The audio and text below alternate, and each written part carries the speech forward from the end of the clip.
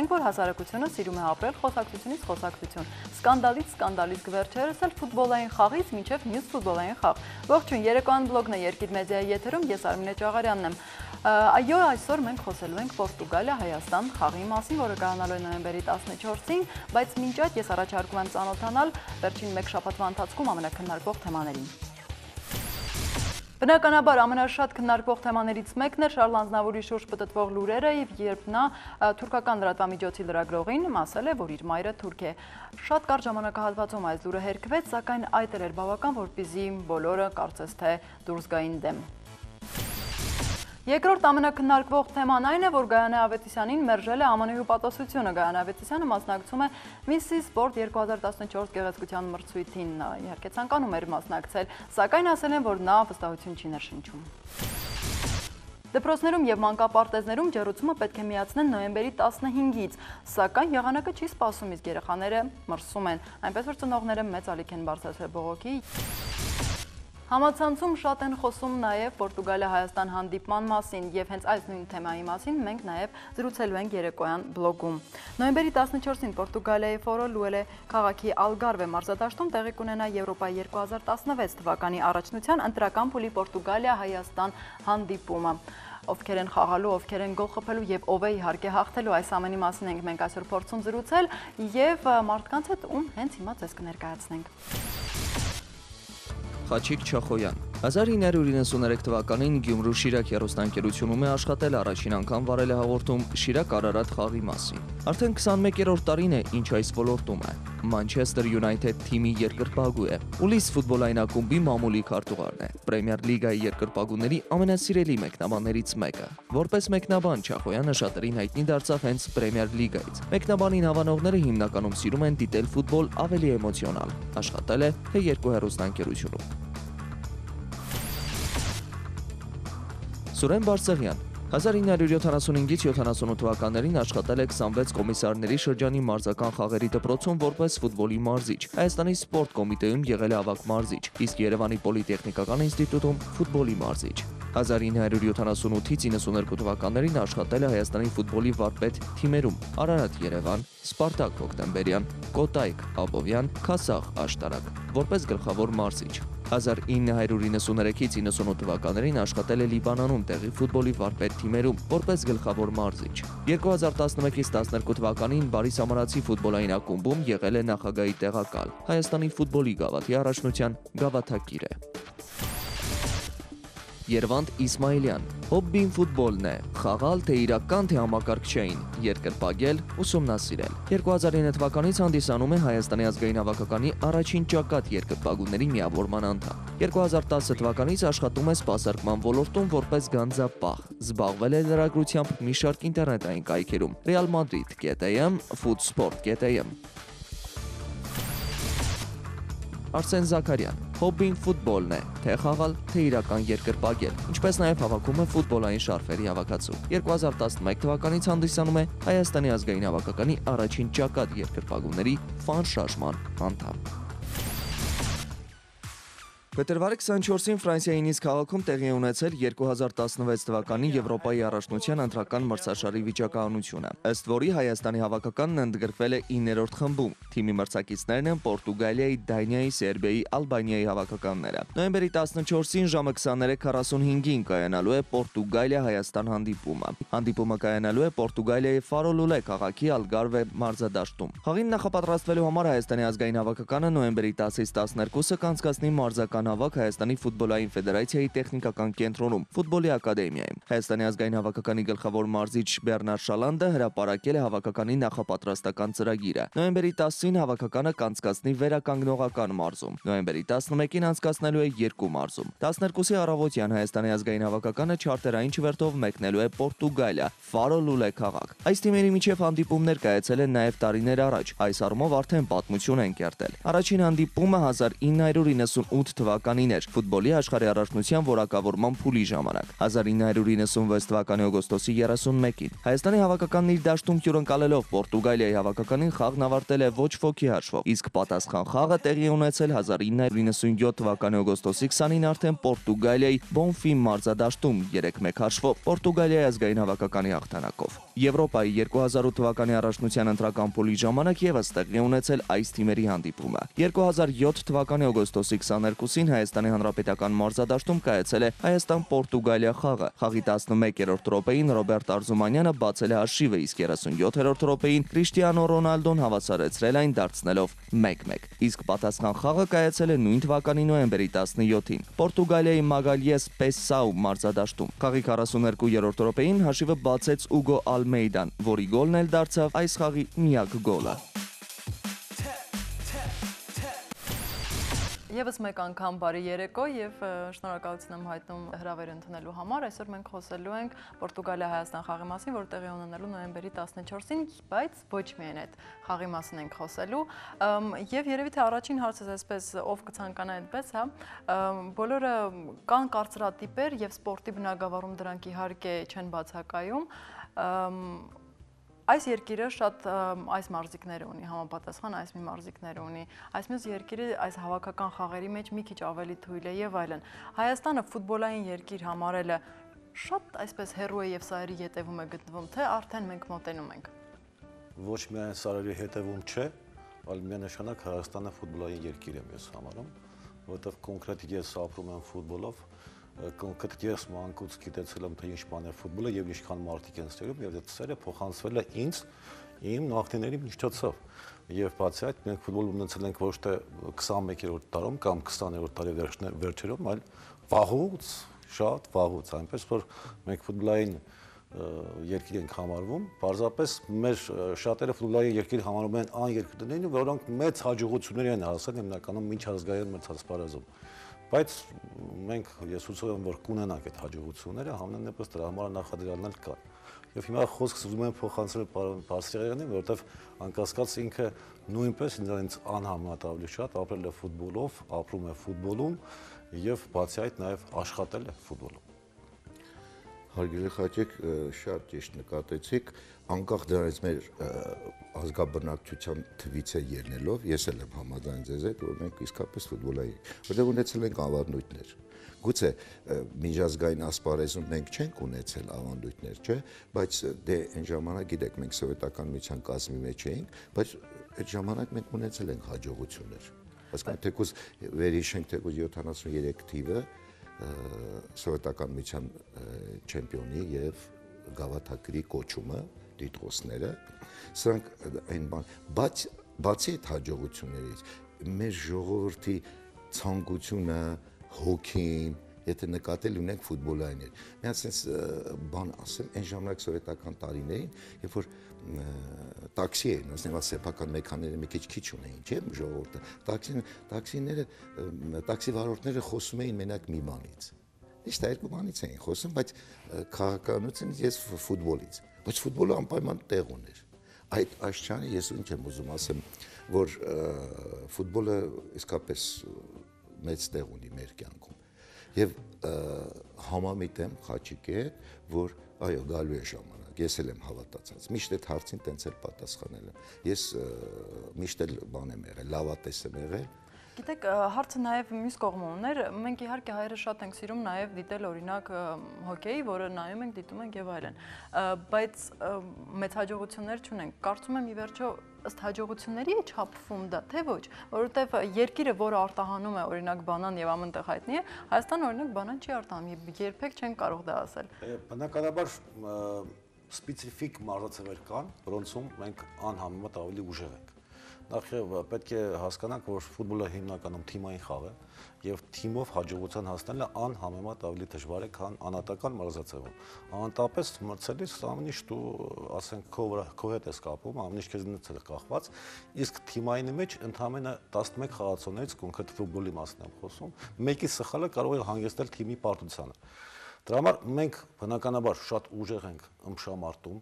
մասնարապես հունարովնականում, չնայած ազատ ոճում, բայց ծանամարտում, բռնցքամարտում ենք շատ ուժեղ եղել եւ կարծում եմ, որ այս ձևերը պետք է առանձնացնել, որովհետեւ ինչ որտեղ նաեւ երևի արյունով է գալիս, բայց մենք չունենք մեր նախորդ զրույցի ժամանակ ես ասացի, օլիմպիական չեմպիոն կամ աշխարհի չեմպիոն լողորդ չունենք եւ ես չեմ կարծում, որ կունենանք։ Սպეციფიკա կա։ Հոկեյը դա Կանադայինն է, Ռուսաստանին է, Ֆինլանդիային է, Շվեդիային է, բայց ֆուտբոլը իզուր չէ որ կոչվում է միլիոնների խաղ։ Ամենամասսայական, ամենաեզակի մարզաձևն է, որը կարող է մեկ հանդիպան ընթացքում միլիոնների ուշադրության կենտրոնում լինել։ Ես չեմ ուզում հաշվի առնել ստադիոնները, որտեղ մինիմում 30,000, մաքսիմում 100,000 մարդ կարող լինել, բայց հաշվի առեք, թե ինչքան մարդ դիտում է այդ խաղը, եւ ինչքան մարդ դիտելիս կոտրում է հեռուստացույցը, երբ որ ասեք իր համակրած թիմը չի հասնում հաջողության։ Ֆուտբոլը մի խոսքով կարծում եմ, որ մարզաշխարհի մեջ մի փոքր անբացատրելի խաղ է։ Էմոցիա, ստրես, ուրախություն, ողբերգություն, դրամա, թրիլեր, այս ամեն ինչ կա ֆուտբոլում։ Եվ դրա համար ֆուտբոլը միլիոնների խաղն է։ Փոխանցվում է նաև դիտողներին։ Ես ուզում եմ խոսքս նաև փոխանցեմ ձեզ, տղաներ, առաջին հայկական ճակատ։ Ինչ է դա նշանակում։ Առաջին հայկական ճակատը առաջին ֆանակումն էր, որը կազմակերպված ձևով սկսեց երկրպագել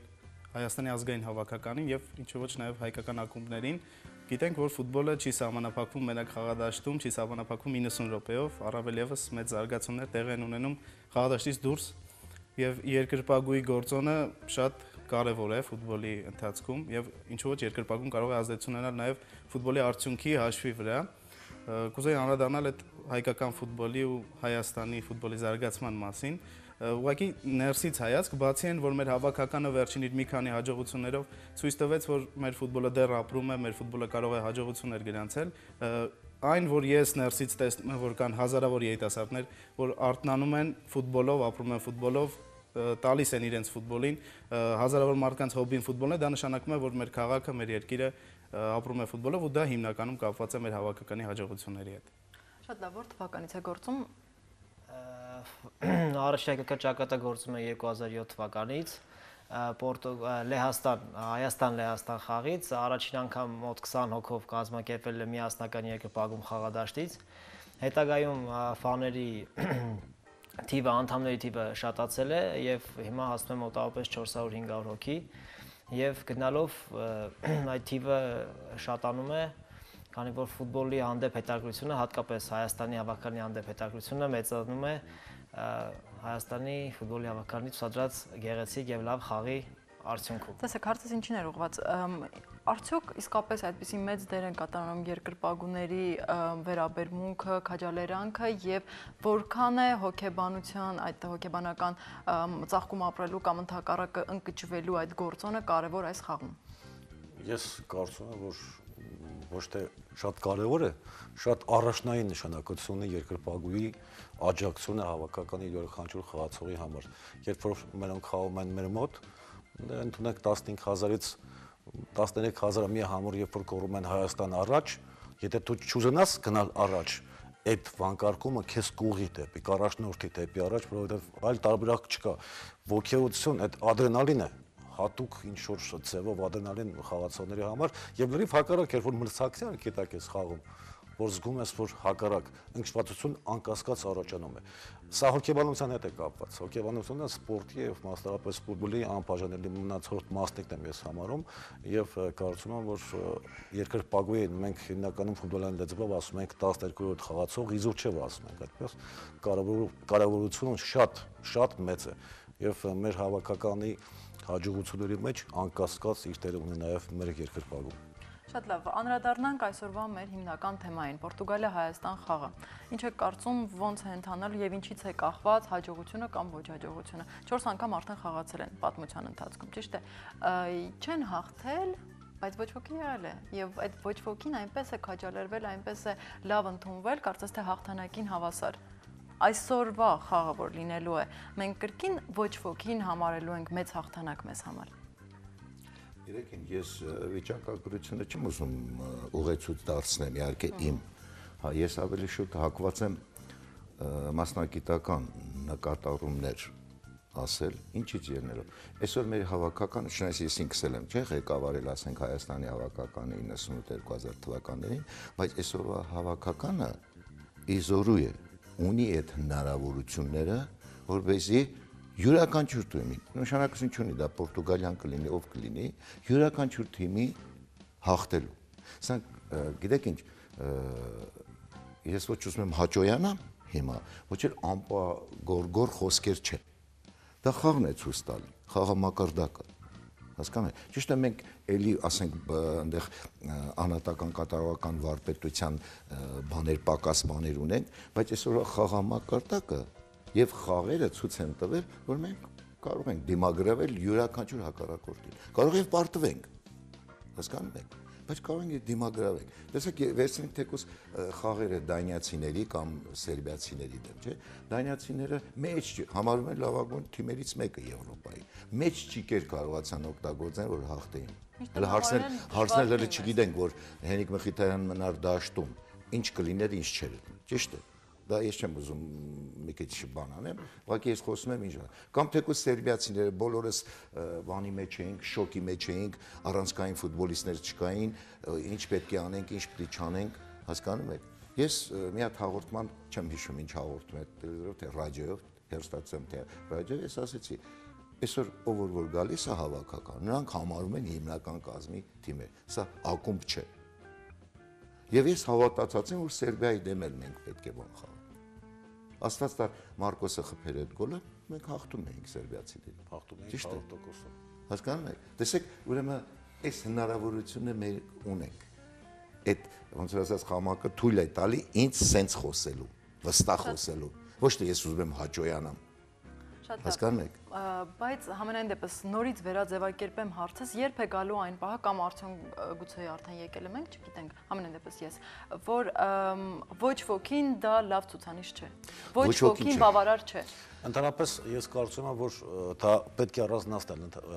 Շատ դեպքերում ֆուտբոլ, երբ որ խաղում ես ընտրական մրցաշարում կամ խմբային մրցաշարում, գոյություն ունի թիմային ստրատեգիա։ Այսինքն կան հանդիպումներ, որոնք ձեռնտու է համարվում ոչ ոքի արդյունքը։ Պորտուգալիա Հայաստանը ձեռնտու է ոչ ոքի մեզ։ Դրսում կարծում եմ ոչ, մենք պետք է հասնենք հաղթանակի, որովհետև հիմա խմբային պայքարում մենք մեկ միավոր տերևս ունենք եւ բնականաբար մեզ համար հաղթանակ է անպայման հարկավոր, բայց պետք է հասկանանք, որ ֆուտբոլում կա 3 տարբերակ՝ պարտություն եւ ոչ ոքին էլ կան, այսինքն համենայն դեպս ոչ ոքին պարտություն չէ։ Չէ որ մենք ոչ ոքի խաղալով նաև մրցակցնենք զրկում եւս 2 միավորից։ Այսինքն մենք դրուն ենք ընդունելու տարբերակ Պորտուգալիային։ Մեր խաղադաշտում կարող ենք հասնել հաղթանակի։ Ամեն դեպքում կարևորը չպարտվել։ Ձգտել հաղթանակի, դա արդեն հանդիպան ընթացքում ինչ որ կստացվի առավելագույնը։ Մեր տղաներին ասած օգնական։ Եվ ասեմ, հիմա տեսեք, բացի այդ մեր ընտրական խմբում շատ լավ մեկ դրվագ եղավ։ Սերբիա-Ալբանիա խաղի այդ արդյունքը, երբ որ UEFA-ի կարգապահական կոմիտեն Սերբիային տվեց 3 տեխնիկական հաղթանակ, այսինքն պարտություն Ալբանիան եւ 3 միավոր հանեց անկարգապահությունների համար։ Սա մեր համար շատ կարևոր է, որովհետեւ մենք Սերբիայի հետ ոչ ոքի խաղացինք, բացի այդ Ալբանիան արդեն բավականին լավ արդյունք ուներ, 1 հաղթանակ եւ 1 ոչ ոքի։ Հետեւաբար մեր խմբում մենք հիմա շատ լավ շանսեր ունենք։ Ու բացի այդ նշեմ, որ Սերբիայի հետ խաղի ժամանակ մեր հավաքականի պատմության ընթացքում նման բան չէր գրանցվել, երբ որ մեր ընդգծված առաջատարները ամբողջ կազմով համարյա բացակայ էին։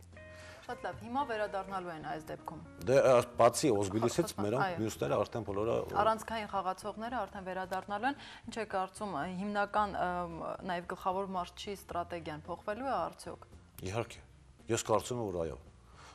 Դե պարոն Պարսեղյանը որպես գլխավոր մարզիչ ընդվորում հավաքականում նա աշխատել է։ Հետո անցնեմ այդ հարցին, պարոն Խաչիկ ջան։ Ուրեմն հարցը ոչ թե դնենք ոչ ոքին դրսում մեզ օգու դե կամ օգու չի, դա վիճակագրություն է։ Կներեք, ես ուզում եմ առարկաները գուցե զուտ մասնագիտական ձևով ասեմ։ Դուք հարցը կարելի է sense դնել։ Մենք երբ ենք խնդիրը լուծելու։ Չէ՞ որ ամեն մի մրցաշար իր խնդիրը ունի։ Դուրս գալ հաջորդ փուլ։ Մենք պատրաստ ենք դրան, այսինքն հարցերը պետք է դնել, որ մենք պատրաստ ենք այսօր կարող ենք։ Այս ուղղությամբ էլ մենք պետք է մեր աշխատանքները կառուցենք, մեր ֆուտբոլի զարգացման ուղղությունները։ Իսկ ինչ վերաբերվում է այդ ստրատեգիային, տակտիկային, ընդհանրապես հիմա ես Խաչիկն էլ լավ գիտի, ուղղակի փախավ հարցից, Չէ, ասացի որ փոխելու է Մարզիչյան կասկած, բնական է, հետո բան է, խաղի ստրատեգիան, տակտիկան կառուցում է մարզիչը ինչպես, ելնելով հակառակորդի խաղացողների ուժեղ եւ թույլ կողմերից, նրանց հնարավորություններից եւ քո խաղացողների, սա է կառուցում։ Մենք չենք կարող հիմա մտածենք, թե Շալանդը մեր մարզիչը ինչպես պետք է կառուցի, որովհետեւ ինքն է տեսնում, ինքը գիտի այդ հակառակորդի հնարավորությունները եւ իրեն ֆուտբոլիստների հնարավորությունները։ Մենք հիմա այսօր իշքեն հուշենք, ասենք Շալանդը պետք է հարձակողական խաղա, կամ Շալանդը պետք է պաշտպանողական խաղա, մենք չենք կարող։ Շատ կանել։ Ես որ եղել եմ Խաչիկ ջան կներես, ես որ եղել եմ հավաքականի մարզիչ, չեմ սիրել որ իմ գործերին խառնվել։ Դրա համար ես էլ աշխատում եմ իրենց գործերին չխառնել մարզիչը։ Գուցե սխալ է, ճիշտ է, չգիտեմ, ես այդ բան ունեմ, լոգիկան ունեմ, տրամաբանություն ունեմ։ Հասկանալի է։ Հետո այդ ոչ ոքի համար ամենալավ արդյունքը օրինակը այն Սերբիայի հետ հավաքականի խաղն է, որովհետև խաղից առաջ մենք համարում ենք, որ ոչ ոքին մեզ համար շատ լավ արդյունք է, խաղից հետո համարում ենք, որ ոչ։ Այսինքն հաշվի առնելով մեր կորուստները, մենք մտածում ենք, որ մեր հավաքականը իզորու չէ, միավոր վաստակել հզոր Սերբիայի ընտրանոթ են, բայց խաղի ընթացքը ցույց տվեց, որ մենք 99%-ով մոտ էինք հաղթել, 99.9%-ով։ Իրոք Մարկոսը խփում էր, մենք միանշանակ հաղթում ենք։ Եվ խաղից հետո այդ ամեն ինչը տեսնելուց հետո մենք ոչ ոքին բավարարված արդյունք չէր մեր համար։ Հենց կարճ ասած սա է տարբերակը։ Իսկ ստրատեգիայի հետ ես նշեցի, ինչի համար անպայման կփոխի, որտեղ արդեն ինքը լրիվ այլ խաղացողներով է խաղալ։ Հենրիկ Մխիթարյանն արդեն կա, Յուրո Մովսիսյանը արդեն կա, Գևորգ Ղազարյանը կա, վերջապես Մարկոս Պյուզել։ Հիմա մի խոսքով արխիվում արդեն մենք ունենք խաղացող, խաղի կազմակերպիչը այլ կարգի ֆուտբոլիստ է լինելու։ Ու սա հիմնվում է հիմնականում նրա վրա, որ արդեն յուրոք մարզիչը հիմնականում հենվում է այն խաղացողների ուժերից, հնարավորություններից ելնելով ովքեր որ կան իր տրամադրության տակ, եւ բացի այդ իհարկե պետք է հաշվի առնել մրցակցին, որի կազմում բնականաբար կա մեկ խաղացող, որին չեզոքացնել ամբողջ աշխարհը չի կարողանում։ Խոսքս Ռոնալդոյի մասին։ Ձեր սեփական կարծիք ինչ եք կարծում, եթե այսպես փորձենք գուշակել խաղի ելքը։ Ես ընդհանրապես խաղի ելքեր չեմ սիրում գուշակել եւ չեմ էլ գուշակել։ Ես մեր հաղորդման մեկնարկից առաջ էլ ասացի, որ որպես Հայաստանի հավաքական երկրպագու ես միշտ սպասում եմ նրանց հաղթանակին եւ ինչքան որ ուժ ունեմ, կտամ, որպեսզի մերոնք հաղթեն։ Դա հետո ինչ կլինի արդեն թող 2-1 մերոնք հաղթեն, դա աստված։ Շատ լավ, առաջարկում եմ դիտել մի կարճ տեսանյութ, որտեղ մեր համաքաղաքացիները իրենց կարծիքն են հայտնում հենց այս խնդրի վերաբերյալ։ Փորձեցինք խաղի մասին տեղեկատվություն ստանալ բուքմեյքերական ընկերություններից, սակայն վերջիններս հրաժարվեցին որևէ փաստ հրապարակել։ Այժմ փորձենք պարզել, թե ինչ կարծիք ունեն այս խաղի մասին մեր համաքաղաքացիները։ Միանշանակ հաղթանակ եւ երևի Մովսիսյանը գոլ կխփի կամ Մխիթարյանը։ Մխիթարյանն էլ գոլ կխփի։ Պորտուգալիան։ Հավանականն ինչ են։ Հայաստանը կամ ոչ ոքի։ 3-0։ Եթե Հայաստանից լինի Մխիթարյանը։ Հաշիվը, մեծ լավ կլոր հաշիվ ալվել։ Պետք է մենք ուժ տանք, մենք հավատանք դրան, եթե մի բանի սրտանց հավատում ես, լինի ճաշ եփել, լինի գործանել, լինի ֆուտբոլ, լուբոյ խաղ, արդեն դու հաղթում ես, հաղթական ես։ Պետք է բոլորս ծափահարենք, որ մերոնք հաղթեն ու հաղթելու են։ Ցանկալի է, որ Հայաստանը հաղթի։ Հաջողություն, որ հուսախաբ չանեն մեզ։ Իրանց հաջողություն։ Հաղթանակ կմաղթեմ։ Իհարկե մենք ենք հաղթելու, մենք ուժեղ հզոր ազգ ենք, ամեն գործում էլ մենք հաղթում ենք։ Միանշանակ հաղթանակ ալինելու մենք ամբողջ ընտանիքով թողնիկներից սկսած գոռում ենք հաղթանակ, գոլերի ժամանակ էլ նենց են գոռում, որ մեր ամբողջ շենքը մեր ձայնը լսում է։ Մենք հաղթելու ենք։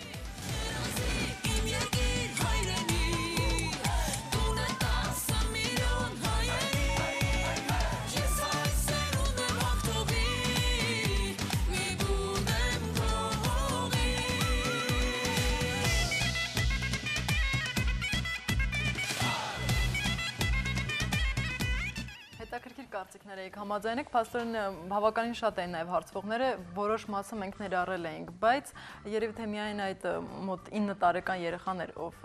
կարծեց, որ Պորտուգալիան այնուամենայնիվ պետք է 3-0 հաշվով հաղթի, 0-3։ Չէ, այնտեղ մի լավ կարծիք էլ կար, կլորիկ կլոր հաշիվ։ Խորոված են։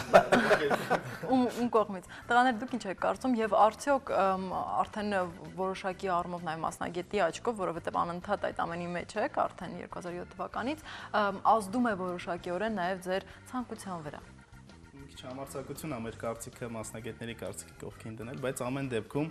ազգային բնավորությունը այնպեսին է, որ մենք միշտ ծայրահեղությունից ծայրահեղություն ենք ուզում ու 5-6 տարի առաջ, երբ մենք տանը ոչ ոքի էինք խաղում, ասենք եվրոպական միջին մակարդակի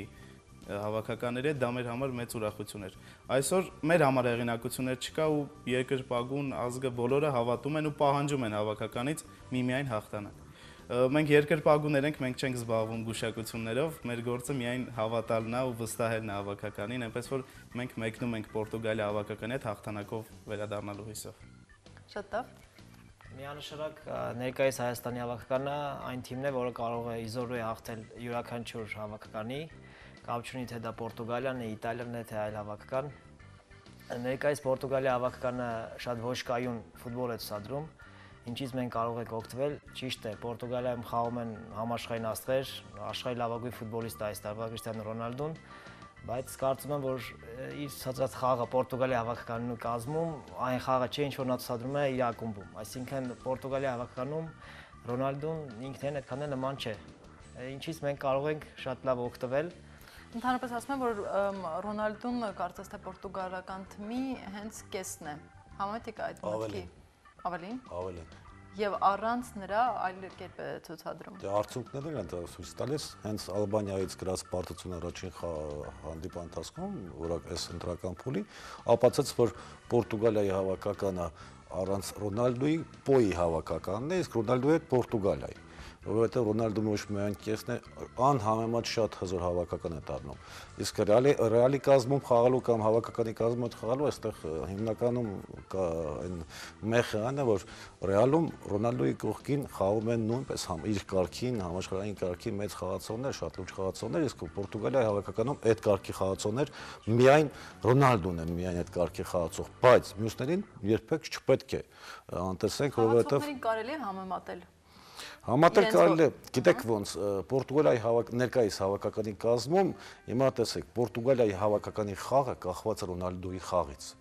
Այսինքն Ռոնալդոն եթե կա, մյուսները ոգերոված են գործում։ Նանին, որը մեծ փորձ ունի, անգլիական պրեմիեր լիգայում է խաղացել եւ ընդ որում մի քանի օր առաջ Չեմպիոնների լիգայում Սպորտինգի կազմում Նանին շատ լավ հանդիպում անցկացրեց, հաղթեցին Շալկե 0-4-ին 4-2 հաշվով։ Նանին կխաղա երկու անգամ ավելի ուժեղ, քան առանց Ռոնալդոյի։ Նույնը Պեպեի հետ կարող է կատարվել, ոչ թե կարող է հաստատ։ Եթե պաշտպանները վստահ են, որ արժևի գծում իրենց թիմը կարող է հասնել հաջողության, այդ վստահությունը փոխանցում է մեկից մյուսին, նույնիսկ տարապասապահը կարող է ավելի լավ խաղալ։ Հենց այստեղ ամենակարևորն է, որ մերոնք խաղան այն կերպով, ոնց որ կարող են։ Այսինքն նույն բանը մենք շեշտում էինք հենց Դանիայի խաղից առաջ, ընդ որում մեր հավաքականը Դանիայի հետ են արտագնամրցավիճում, այս ընտրական մասին չի։ 4-0 հաշվով այդ պատմական հաղթանակ էր։ Դանիան երբեք իր դաշտում 0-4 հաշվով պարտություն չի կրել։ Դա եղել է միայն Հայաստանի հետ խաղում։ Եվ մերոնք կարողացան ապացուցել, որ կարող են խաղալ ֆուտբոլ եւ արդյունավետ ֆուտբոլ ամենակարևորն է։ Չենք ուզում խաղալ միայն գեղեցիկ, մենք ուզում ենք խաղալ գեղեցիկ եւ արդյունավետ։ Շատ լավ, եթե պորտուգալացիները ունեն Ռոնալդոին, ապա մենք ունենք Հենրիկ Մխիթարյանին, որովհետև միանշանակ առաջատար որպես ընդունում են, ընկալում են նաև հենց նրան եւ հենց նրա ուժերը։ Այս դեպքում արդեն վերադարձել է։ Մենք կարող ենք ասել, որ որոշ առումով հոգեբանական թեկուզ եւ համապատասխան եւ հավասար իրավիճակներում են գտնվում մեր եւ նրանց թիմերը։ Ես ձեր հարցին մի քիչ ավելի փիլիսոփայական պատասխան եմ, հա, գիտական, ոնց որ ասած բան տամ, աստարտամ։ Ուրեմն պատմությունը sense մի հատ ասացվածք ունի, հասկացություն ավելի ճիշտ, որ անհատները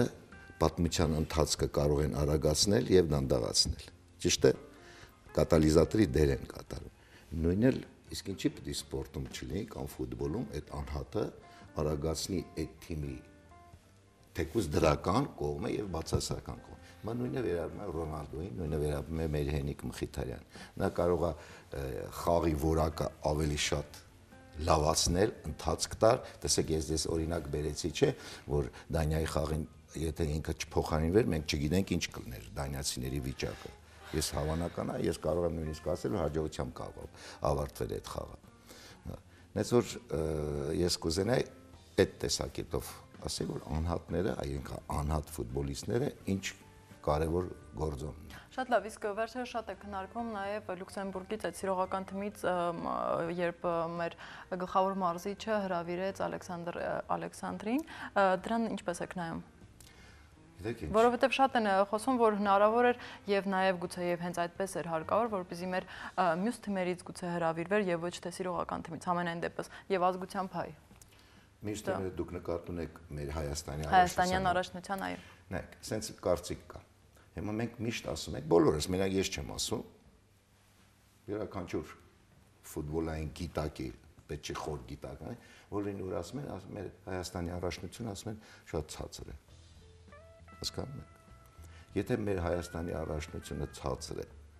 նո դա իրեն պատճառներ ունեն, մենք այս հաղորդման ժամանակ մենք չենք ուզում անանենք կամ ինչպես տանել առաջ, բարձրան մակարդակը բարձրանա, դա էլ առանձին թեմա է։ Եթե ցածր է մակարդակը, բնական է ֆուտբոլիստների մակարդակն էլ ցածր է։ Դուք ոչ մեկը չի կարող ասել, անուններ են տալի, ես գիտեմ, ես տեղյակ եմ այդ խոսակցությունների, անուններ են տալի, բայց սրան բաները։ Դուք ինչ գիտեք, այդ մակարդակին միջազգային չափանիշների բանով ներքո ինքը կարող է այդ խաղը ցուցադրել։ Ես թերահավատ եմ, կներեք, թեկուզ այդ անունները չտանք։ Հասկանու՞մ եք, ես թերահավատ եմ, որ իրեն կարող են։ Ինչ վերաբերում է ձեր կոնկրետ այդ հարցին։ Կարող էին ավելի լավ կամ ավելի վատ հենց կոնկրետ այս Ես մտածում եմ համեմատություն աշխատում եմ քիչ անել, բայց ես նայում եմ, եթե խաղամակարդակը մեր Հայաստանի առաջնության ցածր է, որը բոլորիս հայտնի է, հասկանում եք, նորից եմ կրում, մենք չենք ուզում այսօր ասենք ինչի բանով է, ինչ պատճառներով է, ուրեմն խաղացողների որակը ցածր է։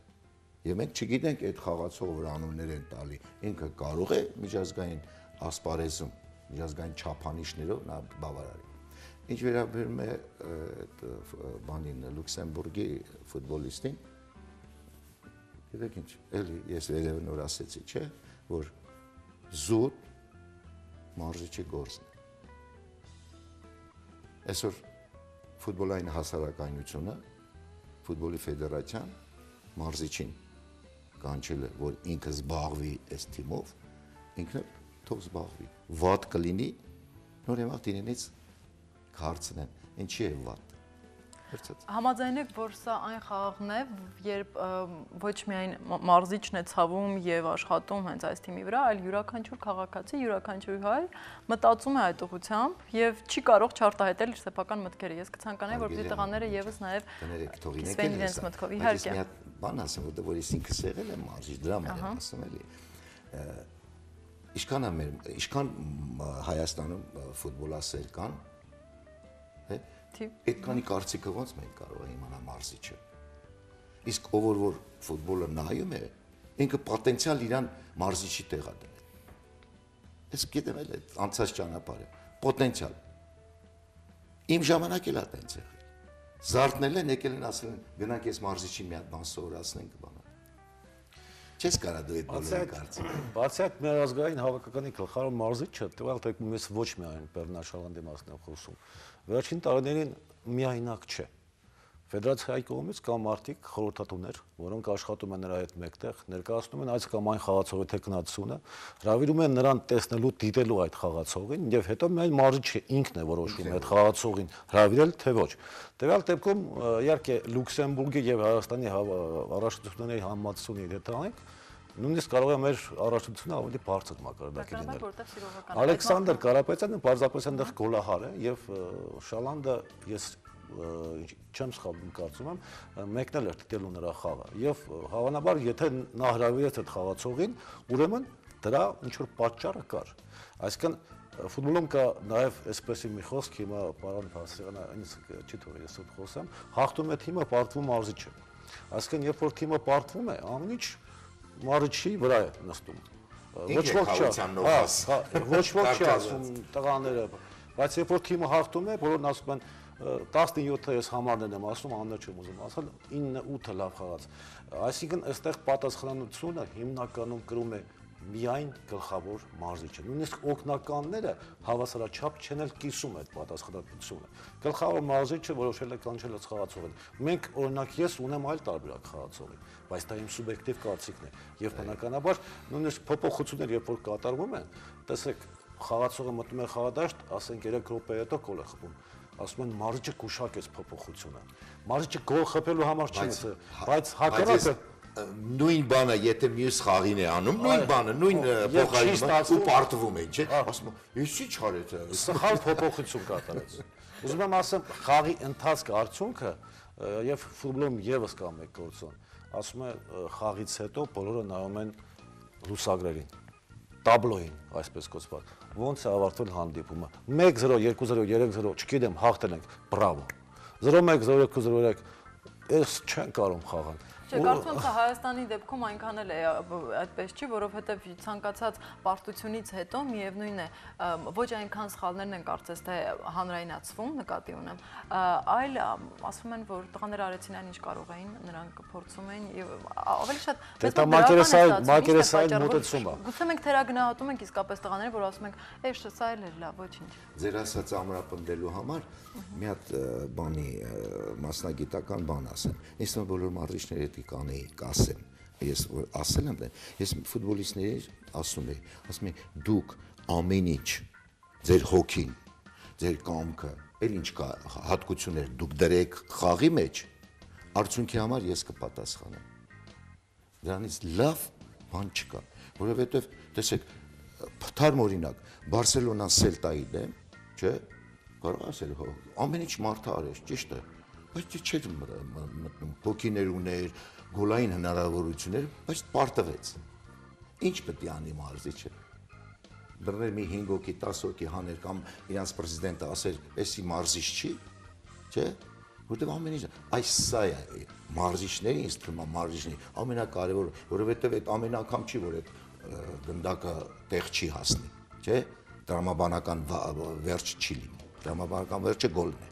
հասկանում եք, ուրեմն այս սա է կարևոր, հոգի է դնում ֆուտբոլիստը։ Շատ լավ, բացի հոգուց, ինչ է հարկավոր հաղթանակի համար։ Ես որպես կինարմատ եւ ֆուտբոլին ոչ այնքան ակտիվ այսպես հետևող պետք է խոստովանեմ, բայց համենայն դեպս ձեր ասացի պես ինչ է վերջում նայում ենք տաբլոյին եւ տեսնում ենք հաղթել է թե ոչ։ Սակայն ինչ է հարկավոր դրա համար, հոգի դնել եւ այլն, այնուամենայնիվ սա մարզաձև է, ճիշտ է։ Ես ես մի բան ասեմ, էլի, ճիշտ է։ Ֆուտբոլը խաղում են ինչի համար, հաղթելու համար, ժողովրդի համար, երկրորդ բանի համակիրների համար, ֆուտբոլասերների համար, բնական է, ազգը ներկայացնելու համար։ Հասկանում եք, բայց չի կարելի տենց ամեն ինչը տաբլոյին վերածել։ Որտեվ հակառակորդել գոյություն, չի հակառորդը քեզանից ուժեղ էլ կարող է լինել։ Կամ այդ ոնց որ նոր Բարսելոնիա օրինակը բերեցի, չէ, Սելտան ինչքան ցած էր, բայց նրանք ասան հաղթանակի։ Ամեն ինչը չի կարելի տենց վերագրել այդ տաբլոյի։ Տաբլոն կա, ուրեմն ամեն ինչ լավ է։ Եվ դրանով էլ որ ավելացնեմ, մեր հավաքականի համար հələ մենք մի քիչ էլ պիտի համբերենք։ Այ ոնց որ հիմա կամաց սենց գնում ենք առաջ, ճիշտ է։ Սենց գնում ենք, ես գտնում եմ, որ մեր խաղամակարդակը գնում է առաջ։ Որպեսզի կարողանանք մի քիչ ավելի արագ գնանք, ոչ թե ասենք սանտիմետրերով գնանք, առաջ միլիմետրերով էին գնում։ Հիմա սանտիմետրերով են գնում։ Հասկանու՞մ, բնական է, որ ինչ որ արագ գործունեություն պետք է ծավալել ֆուտբոլի զարգացման համար։ Օրինակ մեկը ես կարող ասեմ, չեմ ուզում ոչ մի բան ֆանտազիա բան անեմ, օրինակ մեկը շատ կարևոր բան է։ Պետության անմիջական աջակցություն։ Որտեւ դա որ լինի, թիմերը կշատանան։ Այսօր մենակ ֆեդերացիայի բան անել, որ ֆուտբոլի զարգացման ուղղությունները ինքը նպաստի դան, դա տենց չի լինի, տենց չի։ Բացի այդ, ես կարծում եմ, որ տվյալ դեպքում հիմա Հայաստան-Պորտուգալիա խաղի մասն եմ ես խոսում, ֆուտբոլում ինչպես եւ բոլոր մյուս մարզաձևերում կարևոր շատ գործոն ունի ժողովրդական լեզվով ասած բախտը։ Մարզական։ Դե տվյալ դեպքում մարզական։ Հիմա տեսեք, մենք երբ որ հաղթեցինք Սլովակիայի թիմին, 4-0 հաշվով չէ դրսում 1-0 հաշվի ժամանակ, երբ որ մեր թիմը հաղթում էր, Սարգիս Հովսեփյանը դարպասային գծի վրայից հանեց գնդակը։ Այսինքն այդ ժամանակ եթե Աստված չտա գնդակը հայտնում էր մեր դարպասում, դեռ դժվար է ասել մենք կհաղթեինք այդ խաղում, թե ոչ, նույնիսկ կարող է պարտվեինք, որտեղ էլ եմ ասում սա հոգեբանություն է։ Գումարեմ դրան Դանիա Հայաստան խաղը։ Մենք առաջին գնդակը Յորան խփեց շատ արագ էլ Արազը խփեց երկրորդ գնդակը։ Այսինքն հանդիպան մեկնարկում ոնց որ Դանիան հանդերձանից դուրս եկավ, արդեն 2-0 պարտվում էր։ Երկու գնդակի տարբերությամբ սարացնցուղ, հետո իրանք ստիպված են իրանք նախապլանը, խաղի պլանը փոխել, անցան արդեն ոչ թե կարճ միջին փոխանցումներով առաջ խաղացմանը, այլ երկար։ Վերևում էլ շատ լավ սկսեցին խաղալ մեր պաշտպանները։ Տվյալ դեպքում տեսեք հիմա Հայաստանի առաջան մակարդակի մասին մենք իհարկե ընդհանուր որոշում ենք, միանշանակ ցանկալի մակարդակի վրա չէ, բայց մեր պաշտպանությունում այդ խաղում Վարազդատ Հարոյան Տարոն Ոսկանյանը ինչպես փոխանցում կատարած Ռոբերտ Արազումանյանը Սերբիայի հետ խաղում։ Մենք ունենք տեղեկ, որոնք մակարդակը ճիշտ է, իրանք ստեղ են խաղում, դեռևս ուղղակի մեզ մոտ հիմա կարծում եմ, որ ֆուտբոլային գործակալների հետ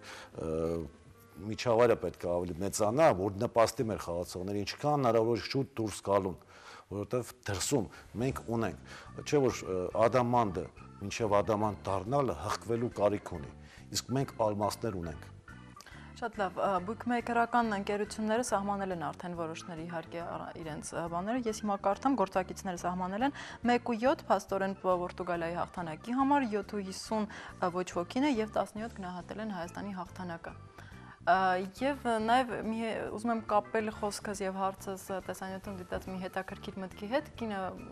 հետաքրքիր միտք ասաց, որ ճաշ եփելու մեջ էլ, ընդհանուր տնտեսություն վարելու մեջ էլ եւ հավանաբար եւ ֆուտբոլի մեջ էլ այդպես է, որ հավաքավոր է հավատալ, որ ճաշը լավ կստացվի։ Հիմա ինչքան մենք պետք է հավատանք եւ արդյոք երկրպագուների հավատն է հարկավոր թե ընդհակառակը խաղացողների կամ գուցե մարզիչների, որպեսզի այդ ճաշը լավ ստացվի։ Իսկ նրանից է, որ շատ ուշադրություն չեն հետևել մեր հավաքականի խաղին եւ չգիտեն նրա իրական պոտենցիալը։ Շատ անգամ մենք հաղթել ենք Չեխիային, երբ գործակիցը հաղթելու եղել է 13, հաղթել ենք Դանիային, որ եղել է էլի մոտապես 12-13 եւ ինչու ոչ այս անգամ կհաղթենք նաեւ Պորտուգալիային, քանի որ մեր հավաքականը ունի այդ ներուժը եւ մենք երկրպագուներս միանշանակ հավատում ենք մեր հաղթանակին եւ ուզում ենք, որ այդ հավատը մեր փոխանցվի նաև ֆուտբոլիստերին, քանի որ առաջինը պետք է իրենք հավատան իրենց ուժերին, չնայեն թե ով է իրենց դեմ խաղում։ Կապ չունի Ռոնալդուն է թե այլ ֆուտբոլիստ։ Շատ ներողություն, ասում եք 17 ով է տալիս։ Պետ 365 գործակալությունը։ Դրանք գործակալություն է։ Այո, իհարկե։ Ոչ մեր Դե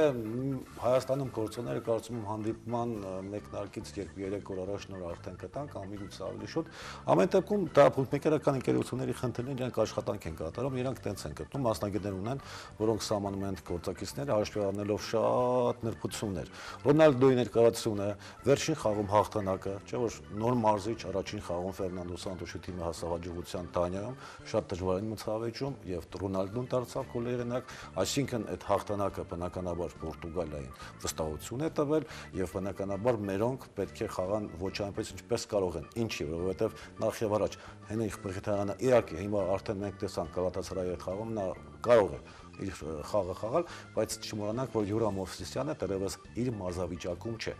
Ճիշտ է, նրա ներկայացությունը մերոնց կապահովի շատ լավ։ Իսկ Արազը ինչ վիճակում է։ Արազը խաղադաշտ կարող է դուրս գալ միայն մարտ ամսին 2015 թվականին, նոր սկսել մարզումները։ Բայց այդ Գևորգ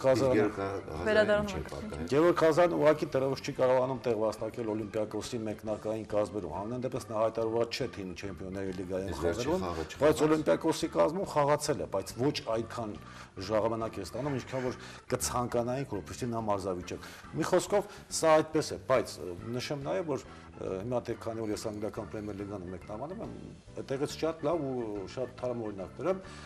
Լեսթեր Մանչեսթեր Յունայթեդ մրցավեճում, երբ որ մանկունյանցիները հաղթում էին 2-1 եւ 3-1 հաշվով, Լեսթերի հաղթանակի գործակիցը 200 էր։ հաղթանակ տարավ Լեսթերի 5-3 հաշվով։ Ֆուտբոլը անկանխատեսելի խաղ է։ Տվյալ դեպքում հավաքականների մակարդակով այդ անկանխատեսելիությունը բարձրանում եւ հասնում է չգիտեմ ուր։ Ու նորից կրկնում եմ, որ այստեղ հոգեբանության խնդիր է։ Ուղղակի ես կցանկանայի, որ եւ տա Աստված, որ մերոնք առաջինը գնդակ չընդունեն սեփական դարպասը, որտեղ մրցակցի հարկի տակ խաղալից եւ Պորտուգալիայի թիմի հետ նման այդ խաղ անցկացնելու ժամանակ հետապնդողի դերում լինելը հավատացեք շատ դժվար է։ Հոգեբանորեն կա անկճվածություն եւ կա վախ, որ եւս մեկ գնդակ չընդունեն սեփական դարպաս։ Հակառակ դեպքում արդեն մի խոսքով ինչ որտեղ պարտվողի հոգեբանություն է արդեն առաջանում։ Բայց երբ որ դու արժևում ես հաշվի մեջ, արդեն դա նոր լիցք է, ադրենալին, նոր վստահություն ու միանշանակ այստեղ միայն առաջատարներից չէ, որ կախված է խաղը։ Ֆուտբոլը այսօրվա դուրսությամբ բոլոր երկրներում ապացված բան է արդեն թիմային խաղ է։ Հիմա ես հիշում եմ Քենի Դալգլիշի խոսքերը, երբ հարցացին նրան, թե ինչ մարտավարությամբ է խաղում Լիվերպուլը։ Նա ասաց 1-10, այսինքն 10 հոգով պետք է հարձակվենք, 10 հոգով պաշտպանվենք։ Այսօր այն կոնկրետ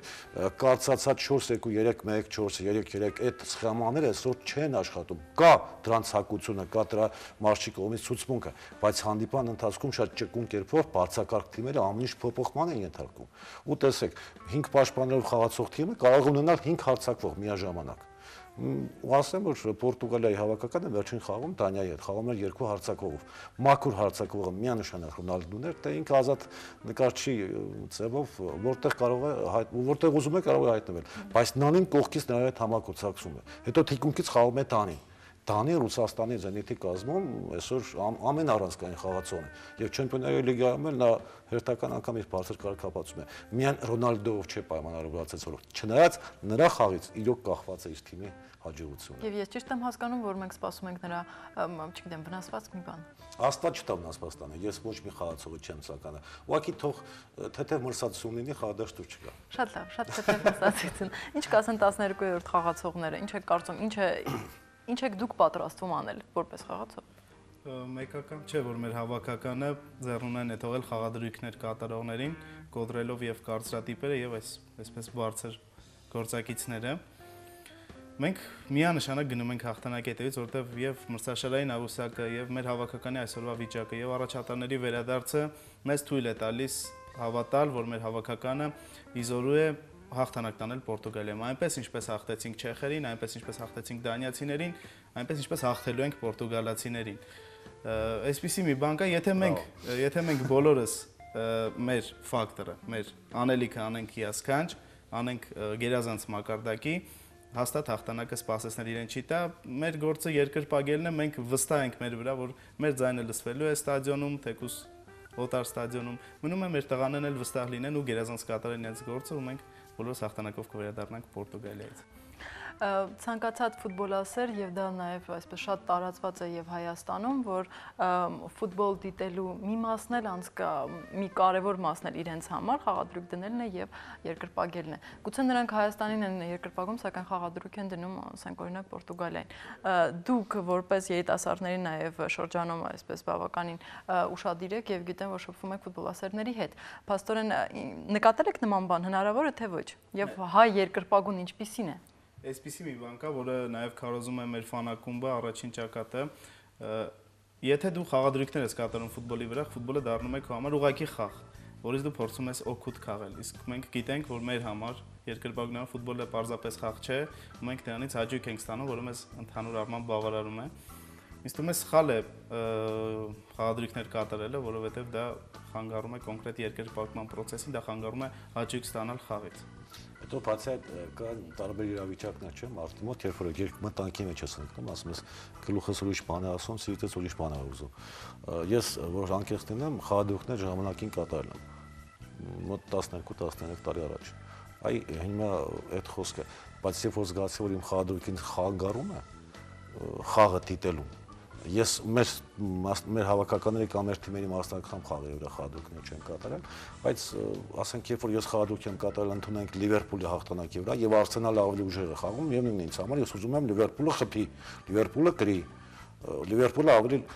խանգարում է, ես չեմ կարողանում ճիշտ գնահատական տալ խաղին եւ խաղի տարբեր դրվագներին։ Դրա համար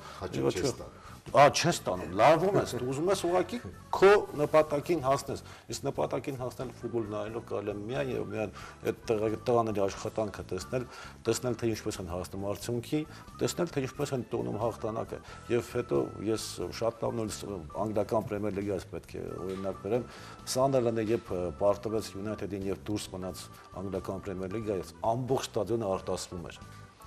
Այդտեղ ոչ մի մարդ չկար խաղադրույք դրած կատարը, որտեղ խաղադրույք դրած մարդը երբեք չի արտասվում։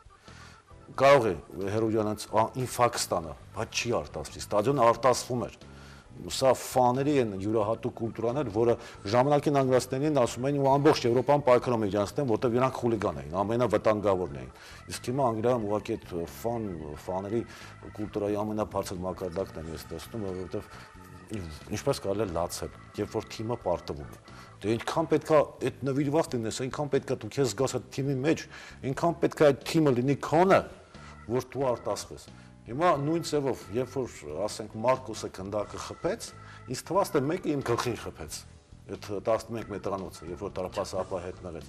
ու ընդ որում տարապասապահը երկրորդ հարվածն շատ վտանգավոր հարված կարողացավ դուրս բերել, բախտ գործոն այստեղ, ֆարտունան, այդ որ կան մարդիկ, ովքեր աշխատում են մարզիչ եւ չունենալով, չգիտեմ, անկերազանցելի տվյալներ, հասնում են հաջողությունների։ Կան մարդիկ, որոնք իրենց ֆանատիկորեն նվիրում են այդ մարզչական աշխատանքին, շատ լավ մարզիչ են լինում, չեն կարողանում հասնել այդ փառքին։ Ֆարտունան շատ կարևոր հասկացություն։ Իդեպ անդրադառնալով կրկին վերադառնալով խաղադրույքների այդ հարցին, ես գիտեմ, որ կան ավելի այդպես հետաքրքիր խաղադրույքներ, որոնց գործակիցները հասնում են մոտ հազարների եւ այլն, որ մեր տղամարդը դուրս կգա դաշտի եւ կվազի եւ այլն։ Ինչն է պատճառը, որ նման խաղադրույքները գիտենք բնականաբար, որ հենց ընթացքում են դրանք կատարվում, օպտիմալ եւ արագ ձևով հնարավոր չէ դա իրականացնել եւ այդ միանգամից դնել։ Ամեն ինչ Արմեն ջան, ուրեմն հաշվեն առնում են երկրները, որտեղ նման դեպքեր արդեն գրանցվել են։ Այսինքն Հայաստան-Բելգիա խաղում, ես հիմա թիվ չեմ ուզում սխալվել, դրա համար չեմ ասում, բայց տարապասապահ մեր Գևորգ Կասպարովն էր, մի հատ մերկ տղամարդ դուրս եկավ խաղադաշտ ուղիղ վասեց դեպի մեր տարապասապահ։ Մենք այդ խաղում պարտվեցինք։ Հիմա իրանք այդ բուկմեկերները հաշվեն առնում, թե որ երկրներում այդպիսի բաներ գրանցվել է։ Դրա համար հետո ասենք հաջորդ խաղում Բելգիայի հավաքականի հարկի տակ ինչ որ մեկ այլ թիմ է կարող է նման խաղադրույք դրվել մի երկրպագուի կողմից, ով պատրաստվում է հետո արդեն դուրս գալ խաղադաշտ ու ինքը ուզում է հաղթել։ Բայց անվտանգության աշխատողներն արդեն լրիվ այլ կերպ են մոտենում, կարող է դա չլինի։ Ես առաջարկում եմ փորձենք ամփոփել մեր այսօրվա զրույցը եւ ինչ են կարծում վերջնական եւ եթե իհարկե ունեն գուցե ուղղակի ցանկություններ եւ մաղթանքներ, կարծում եմ եթերի ուժը եւ հնարավորությունը եւս այսպես լիցքեր կփոխանցի մեր խաղացողներին։ Մենք այստեղից մեկնում ենք 60 հոգով։ Այնտեղ մեզ միանալու են եւս 200-300 հայրենակիցներ, այնպես որ նշանակում է, որ մենք մեզ հետ մեծ էներգիա ենք տանում ենք ամբողջ ազգի էներգիան։ Գնում ենք հաղթելու հաստատ, եթե ես եմ այսպես մտածում, հաստատ Մսյո Շալանտներ, մեր ֆուտբոլիստներն այդպես են մտածում։ Խոսքով կարևորը հաղթանակն է, քանի որ սովոր ենք հաղթանակների, մեզ մեր տղաները սովորեցրել են հաղթանակի։ Այնպես որ գնում ենք միայն հաղթանակի հետևից, հաղթանակի սպասում ենք։ Ես լավատես եմ, բայց նորից եմ կուրորեն ես չեմ նայում դրան, ես ուղղակի այսօր մեր հավաքականի խաղամակարդակը ինձ թույլ է տալի, որ ես լավատես լինեմ։ Մեկ բանում եմ համոզված, որ մեր հավաքականը ամենայն դեպս այն տղաները, ովքեր դուրս կգան խաղադաշտ մեկնարկային կազմում, իրենց ամբողջ հնարավորությունները կներդնեն այդ խաղում մեր թիմի, մեր ազգի հաջողությունը ապահովելու համար եւ դա Աստված, որ նրանք հասնեն իրենց նպատակին եւ այդ հասնելը կհամարեմ նաեւ իմ հաղթանակը։ Շնորհակալություն Արսեն։ Ես այն կարծիքին եմ, որ միջև խաղը ինչքան որ կարծիքներ հնչեն Հայաստանը կհաղթի, թե կպարտվի, թե ոչ ոքի խաղա, մրցավարի սուլիչի հետ մեկտեղ եւ սկսում է հանդիպումը, մենք բոլորս հավատում ենք մեր հաղթանակին։ Եվ խաղից առաջ թե ինչ կարծիքներ հնչում, ընդհանրապես կարևոր չի։ Խաղի ընթացքը կարող է անկախ հատեսելի լինել, եւ ես հավատում եմ մեր հաղթանակին, եթե չհավատայինք, հաստատ չէինք մեկնի Պորտուգալիա։ Միանշանակ հույս ունենք, որ այնտեղից վերադառնանք հաղթանակով 3 միավորով եւ ինչ հետագայում նաեւ նույնպես շարունակենք մեր հաղթարշավը եւ կնվաճենք Եվրո 2016-ի ուղեգիր։ Ամենակարևորը դա է։ Շնորհակալություն մեր հրավերը ընդունելու համար։ Սիրելի հեռուստադիտողներ, նոյեմբերի 14-ին պորտուգալական Ալգարվե մարզադաշտում տեղի կունենա Պորտուգալիա-Հայաստան խաղը եւ հենց այդ օրն է, որ ամեն ինչ կորոշվի եւ մեր այսօրվա քննարկման արդյունքը եւ այսպես ուղարկած լիցքերը կտեսնենք իսկապես հասան մեր ֆուտբոլիստներին, մեր խաղացողներին, թե ոչ։ Իսկ մեզ մնում է ընդամենը խաչել մատները եւ մտածել միայն հաղթանակի մասին։ Մնացեք մեզ հետ, մենք հանդիպելու ենք մեկ շաբաթ անց։